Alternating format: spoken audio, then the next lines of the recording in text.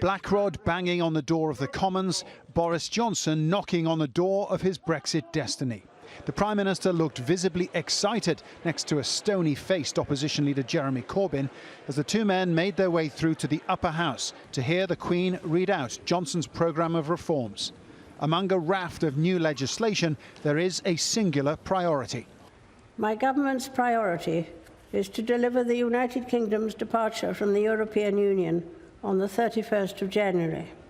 Of the 25 new bills listed in the speech, 7 are related to delivering Brexit. But the government intends to make the most of its 80-seat majority. There will be the deepest review of Britain's security, defence and foreign policy since the end of the Cold War. The Official Secrets Act and the laws on treason will be reviewed.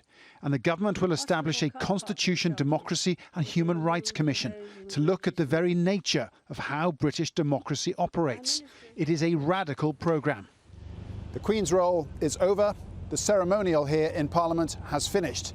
And responsibility for enacting this ambitious list of legislation now falls to the MPs.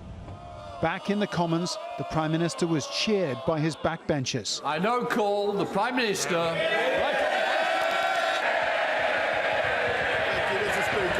And I say to the people of this country, we owe you. We know it. And we will deliver. And we have now the energy, we have the ideas, we have the mandate, we have the people, and we will spare no effort to fulfil that mandate. From Scotland, though, a warning to the Prime Minister. Scottish National Party leader Nicola Sturgeon publishing her own draft legislation to start the process of calling another Scottish independence referendum. Sturgeon knows that the Prime Minister will refuse to allow it, a refusal she intends to use in her favour. For the time being, though, Boris Johnson is on a high, fresh from a resounding election win, equipped with a big, stable parliamentary majority. There is little to stand in his way.